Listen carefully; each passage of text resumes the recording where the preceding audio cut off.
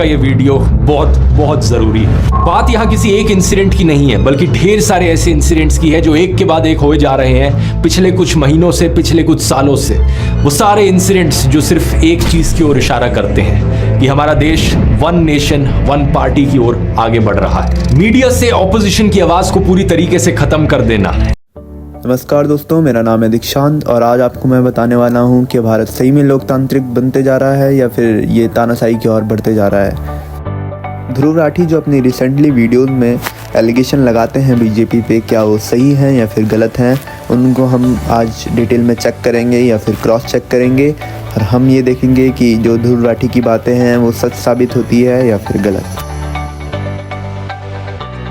Dhruv Rathee mainly अपनी videos में 7 से 8 पॉइंट को एलिगेट कर देते हैं बीजेपी पे और वो सारे एलिगेशन हम चेक करने वाले हैं। तो हम पहला एलिगेशन देखते हैं, eradicating the voice of opposition from media, यानी जो अपोजिशन की आवाज़ है उसे मीडिया के थ्रू दबा देना, यानी मीडिया में अपोजिशन की आवाज़ को उभर के नहीं आने देना।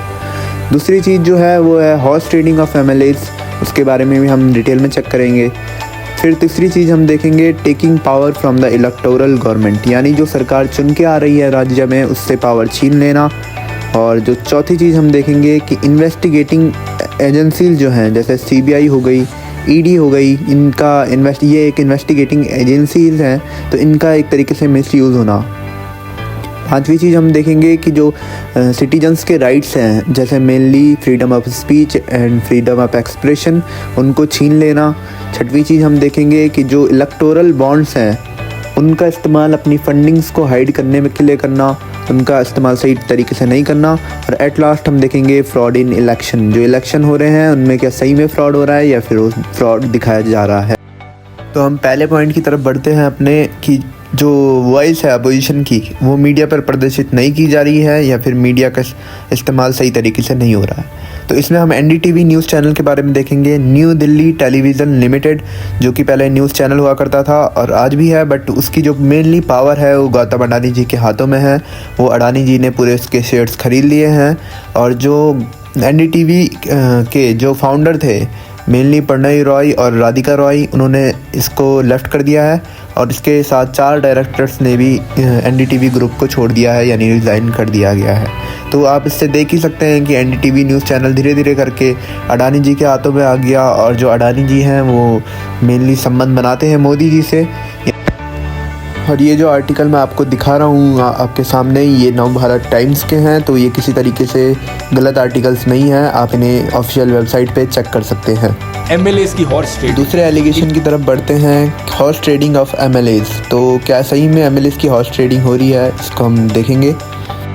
इस पूरे आर्टिकल को आप ध्यान से पढ़िए और इसमें साफ साफ लिखा है कि एकनाथ शिंदे जो हैं वो किस तरीके से हॉर्स ट्रेडिंग के जाल में फंसते हैं और उनके साथ 39 एमएलए यानी 39 एमएलएज और हैं जो कि हॉर्स ट्रेडिंग के जाल में फंसे जा रहे हैं। महाराष्ट्र में विधायक एकनाथ शिंदे ने 39 और विधायकों के साथ मिलकर शिवसेना, एनसीपी और कांग्रेस के गठबंधन वाली सरकार का दामन छोड़ भाजपा के साथ मिलकर एक नई सरकार बना ली थी।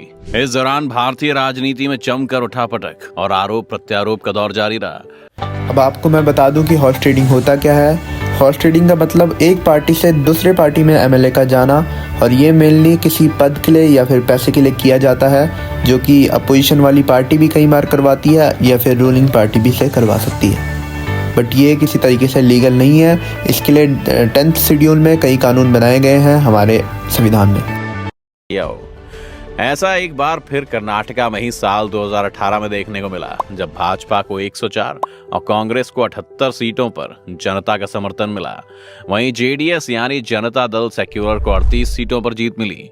लेकिन काफी राजनीतिक ड्रामे के बाद कांग्रेस और जेडीएस ने मिलकर सरकार तो बना ली, लेकिन ये लंबे समय तक चलने में नाकाम रही, क्योंकि अगले ही साल भाजपा ने जनता दल के 13 विधायकों को पैसे और पद का लालच देकर अपनी सरकार बना ली। साल 2014 में आम आदमी पार्टी ने बीजेपी पर हॉर्स ट्रेडिंग का आरोप लगाया था। इससे मामला धीरे धीरे सुप्रीम कोर्ट तक पहुंच गया। इस पर जस्टिस HL दत्तू की 5 सदस्यीय कॉन्स्टिट्यूशनल कमेटी ने कहा कि देश में हॉर्स ट्रेडिंग को रोकने के लिए कानूनी स्तर पर हम सभी तरह की कोशिश कर चुके हैं, लेकिन अलग अलग पॉलिटिकल पार्टीज के आगे ये सब बेकार है। इलेक्टेड सरकारों से पावर छीन लेना नए कानून बनाकर। तो क्या ऐसा सही में हुआ है, इसको चेक करेंगे। हम आर्टिकल 239 AA देखेंगे और इसमें हम साफ लिख रखा है कि दिल्ली को कैसी प्रिविलेज मिली है एक स्पेशल स्टेट के तौर पे, और ये एक यूनियन टेरिटरी के साथ एक स्टेट गवर्नमेंट चलाने का इसको हक है। इसी के साथ जो सेंट्रल गवर्नमेंट है वो पुलिस, पब्लिक ऑर्डर और लैंड के अलावा किसी भी मैटर पर स्टेट गवर्नमेंट के कार्य में हस्तक्षेप नहीं कर सकती है।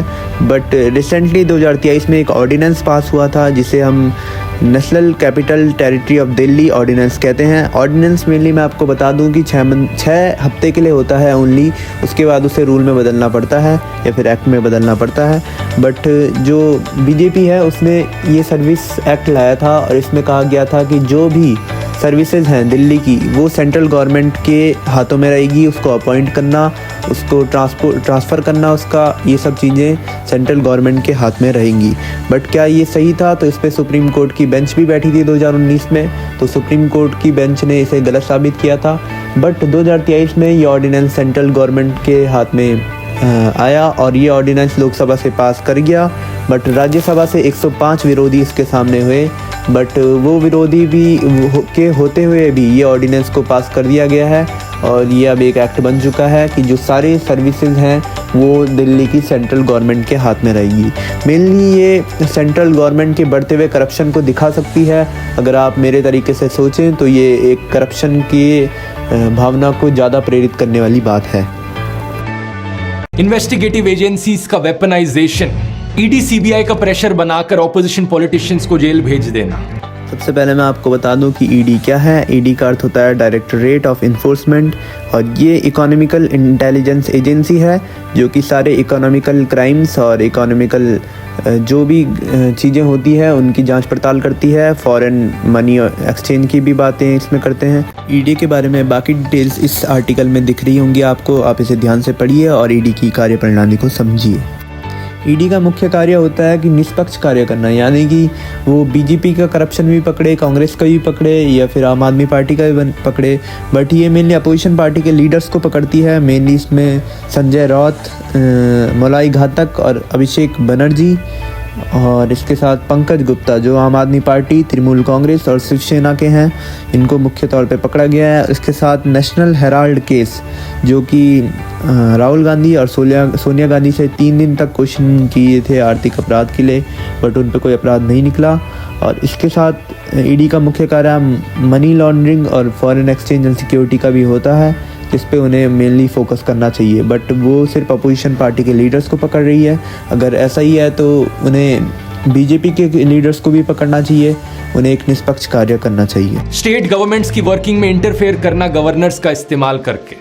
इसमें मैं आपको दिल्ली सर्विस बिल के बारे में बता चुका हूँ, कैसे राज्यसभा से सारी सीट्स दिल्ली सर्विस बिल के सपोर्ट में उठ जाती है और मोदी की जो गवर्नमेंट है वो मेनली सारी पावर्स दिल्ली की गवर्नर के हाथों में दे देती है।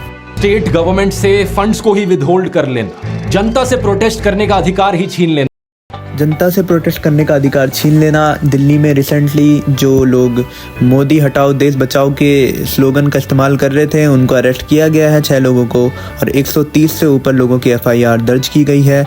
आपको मैं एक न्यूज़ दिखा देता हूँ। Save the nation. These posters have cropped up overnight across Delhi, put up at some of the most bustling locations of the national capital. 6 people have been arrested. Over 130 FIRs registered over these posters. Why? Because they are apparently illegal. With no mention of the printing press or the publisher mentioned, these posters have been deemed illegal. But what explains? संविधान के अनुच्छेद 19 में साफ साफ लिखा गया है कि हर व्यक्ति को freedom of speech and expression है। ये हमारा फंडामेंटल राइट है और इससे ऊपर कोई और राइट्स नहीं हो सकता है।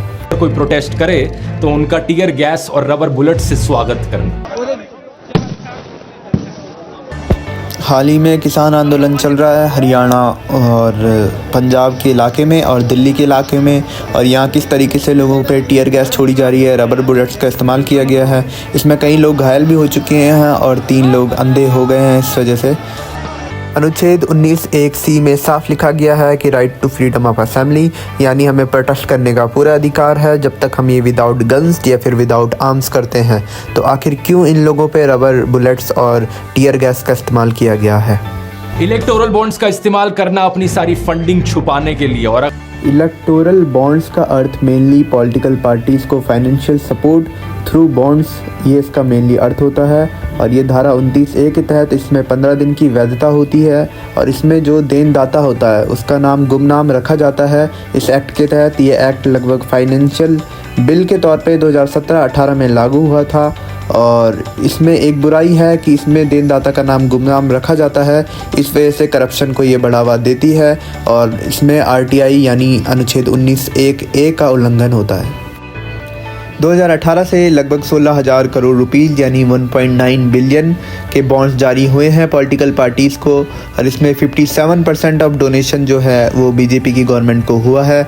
तो आप देख ही सकते हैं कि इलेक्टोरल बॉन्ड्स का इस्तेमाल किस हद तक हो रहा है, और मेनली इसलिए हो रहा है क्योंकि इसमें जो दानदाता है उसका नाम बताया नहीं जाता, यानी उसका नाम गुमनामी रखा जाता है, और इस वजह से इसमें अनुच्छेद 19(1)(a) का उल्लंघन हो रहा है, यानी RTI एक्ट का उल्लंघन हो रहा है। ये खुद सुप्रीम कोर्ट ने कहा है। अगर कोई ऑपोजिशन का कैंडिडेट इलेक्शन जीत भी जाए तो सीधा सीधा इलेक्शन फ्रॉड करके खुद को जिता ले। हाल ही में चंडीगढ़ में जो मेयर इलेक्शन हो रहे थे उसमें अनिल मासी नाम के प्रिसाइडिंग ऑफिसर थे, जिन्होंने कि कांग्रेस और आप के वोट को इनवैलिड घोषित कर दिया और ऑटोमेटिकली जो बीजेपी है वो जीत जाती है इलेक्शन। तो ये साफ साफ एक तरीके से डेमोक्रेसी का मर्डर दिखाई देता है। ये खुद सुप्रीम कोर्ट का डिसीजन है जिसमें ये DY चंद्रचूड़ साफ साफ कहते हैं कि ऐसी जो घटना होती है इसे मर्डर ऑफ डेमोक्रेसी कहा जाता है।